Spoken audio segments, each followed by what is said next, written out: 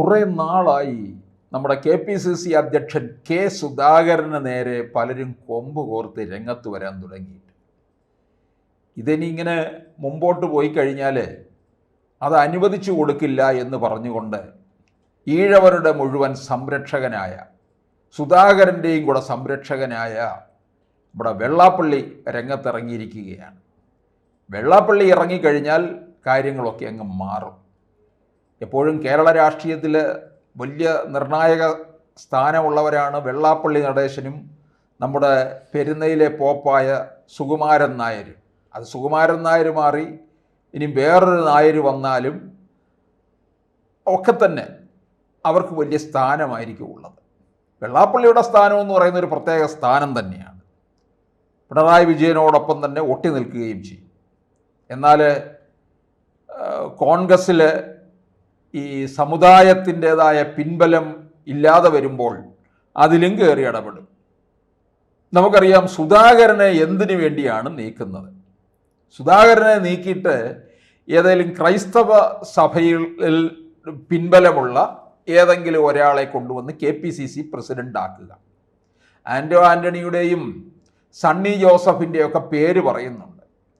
ഇവർക്ക് ക്രൈസ്തവ വിശ്വാസികളിൽ എത്ര പേരുടെ പിന്തുണയുണ്ട്, അല്ലെങ്കിൽ എത്ര ക്രൈസ്തവ വിശ്വാസികൾക്ക് ഇവരെ തിരിച്ചറിയാം എന്നുള്ളതും നമ്മൾ അന്വേഷിക്കേണ്ടിയിരിക്കുന്നു. കെ മുരളീധരൻ പറഞ്ഞതുപോലെ ഈ പടം കാണിച്ചാലെങ്കിലും തിരിച്ചറിയുമോ എന്ന് ആദ്യം നോക്കണം. ഇനിയിപ്പോൾ KPCC പ്രസിഡൻറ്റിനെ എടുക്കുന്നത് അങ്ങനെ ആയിരിക്കും. ആദ്യത്തെ സ്ക്രീനിങ് അതായിരിക്കും. പത്രം കാണിക്കും. ഈ കേരളത്തിലെ കുറച്ച് വോട്ടർമാരുടെ ഇടയിൽ അവർക്ക് തിരിച്ചറിയുന്നുണ്ടെങ്കിൽ അതിൻ്റേതായ രീതിയിൽ മാർക്ക് കൊടുത്തുകൊണ്ടായിരിക്കും ആദ്യത്തെ സ്ക്രീനിങ്. ഇപ്പം നമ്മൾ മാർപ്പാപ്പയെ തിരഞ്ഞെടുക്കുന്നതിൻ്റെ ഈ കോൺക്ലേവ് തന്നെ ഇല്ലേ, അതുപോലെ ആയിരിക്കും ഇനിയിപ്പോൾ KPCC പ്രസിഡന്റ് സ്ഥാനത്ത്.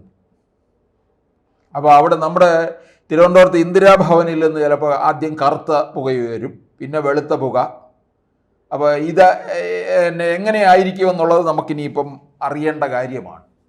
ഇപ്പം സുധാകരനെ തൊട്ട് കളിക്കാൻ അനുവദിക്കത്തില്ല എന്ന് പറഞ്ഞുകൊണ്ട് നമ്മുടെ മുരളീധരൻ തന്നെ രംഗത്ത് വന്നിട്ടുണ്ട്.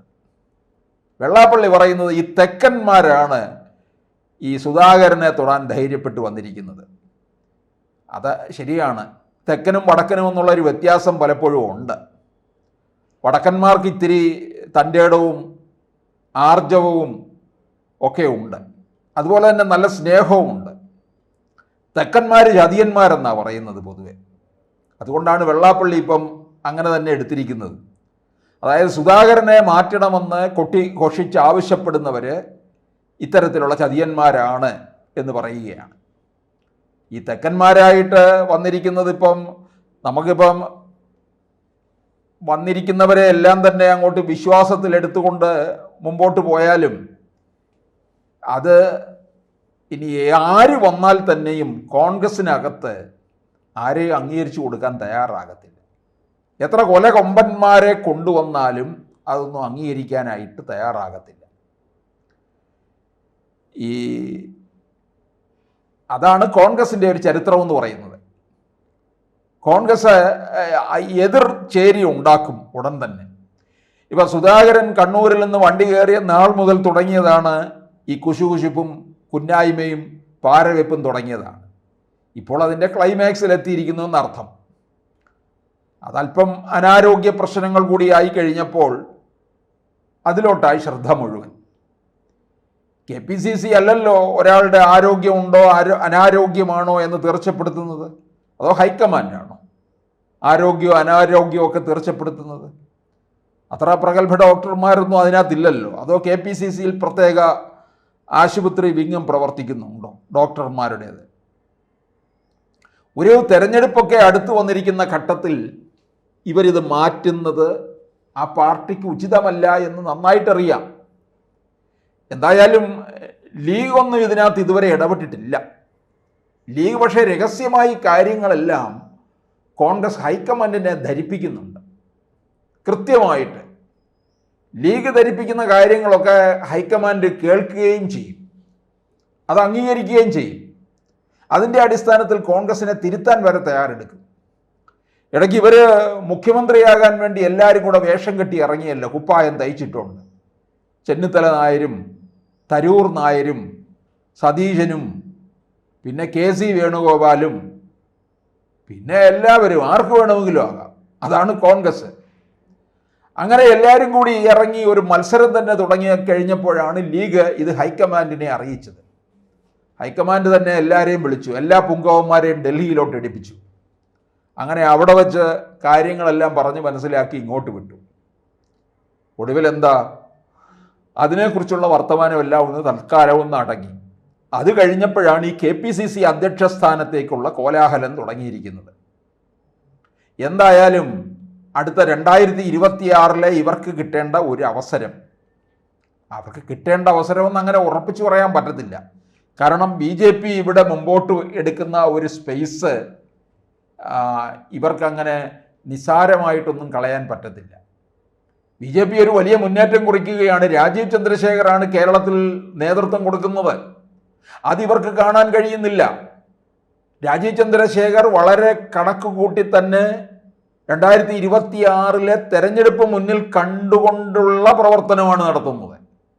അതിനു മുന്നായിട്ടുള്ള തദ്ദേശ സ്വയംഭരണ സ്ഥാപനങ്ങളിലേക്കുള്ള തെരഞ്ഞെടുപ്പിൽ പോലും 5000 വാർഡുകളാണ് നോട്ടമിട്ടിരിക്കുന്നത്. ഇത് നിയമസഭാ തെരഞ്ഞെടുപ്പിൽ വരുമ്പോൾ വേറൊരു തരത്തിലാണ് അത്തരത്തിലുള്ള പ്രവർത്തനം. ഓരോ നിയോജക മണ്ഡലത്തിലും ആരുടെ നേതൃത്വത്തിലുള്ള പ്രവർത്തനമാണ് നടത്തേണ്ടതെന്നും ആരായിരിക്കണം പ്രധാനപ്പെട്ട വിജയസാധ്യതയുള്ള മണ്ഡലങ്ങളിലെ സ്ഥാനാർത്ഥികളുടെ ഒരു ലിസ്റ്റ് തന്നെ ഇപ്പോൾ BJP റെഡിയാക്കി കഴിഞ്ഞിരിക്കുകയാണ്. ഇപ്പൊ ശോഭാ സുരേന്ദ്രനെ പോലുള്ള ഒരു സ്ഥാനാർത്ഥി കായംകുളം മണ്ഡലത്തിൽ മത്സരിക്കും. കാരണം ആലപ്പുഴ പാർലമെന്റ് മണ്ഡലത്തിൽ 3 ലക്ഷം വോട്ട് നേടിയ ശോഭാ സുരേന്ദ്രൻ കായംകുളം മണ്ഡലത്തില് വലിയ മുന്നേറ്റമാണ് കുറിച്ചത്. അത് വിജയസാധ്യത ഉറപ്പാക്കിയിട്ടുള്ള മണ്ഡലം തന്നെയാണ്. അങ്ങനെ 20 മണ്ഡലങ്ങൾ വിജയസാധ്യത ഉറപ്പുവരുത്തിയിട്ടുണ്ട്. 40 ഇടങ്ങളിലാണ് പ്രധാനമായിട്ടും ശ്രദ്ധ കേന്ദ്രീകരിക്കുന്നത്. അതിൽ 20 മണ്ഡലങ്ങൾ അതിപ്രധാനമായിട്ടുള്ളതാണ്. ഇങ്ങനെ വരുമ്പോൾ കോൺഗ്രസ് നേതാക്കന്മാരെ നിങ്ങൾക്ക് എന്താണ് മനസ്സിലാക്കാൻ കഴിയുന്നില്ലേ? കേരളത്തിൻ്റെ രാഷ്ട്രീയം ഇത് നിങ്ങളുടെ ഇടമാണ് കൊണ്ടുപോകുന്നത്, നിങ്ങളുടെ വോട്ട് വിഹിതം പോകുന്നു. അപ്പോൾ 2026 വിജയം അത് കോൺഗ്രസിന് ഉണ്ടാകില്ല, അല്ലെന്നുണ്ടെങ്കിൽ BJP അധികാരത്തിൽ വരില്ല. 2026 കോൺഗ്രസ്സുകാർ തന്നെ പിണറായി വിജയൻ അധികാരം വാങ്ങിക്കൊടുക്കും. അത് പിണറായി വിജയനും അറിയാം. അതുകൊണ്ടാണ് അത്തരത്തിലുള്ള തന്ത്രങ്ങൾ ആവിഷ്കരിക്കുന്നത്. ഇപ്പം ലീഗിൻ്റെ അടുക്ക നേരത്തെ പറഞ്ഞു, നിങ്ങൾ വരുന്നുണ്ടെങ്കിൽ പോരെ, AKI സെന്ററിൻ്റെ വാതിൽ തുറന്നിട്ടിരിക്കുകയാണെന്ന് പറഞ്ഞു.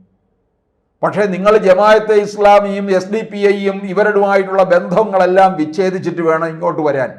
അവരെ മൊഴിയൊല്ലിട്ട് ഇങ്ങോട്ട് വരണം. അവരെ ഒക്കെ തന്നെ CPM പിടിച്ച് കൂടെ കിടത്തിയിട്ടുള്ളവരാണ്.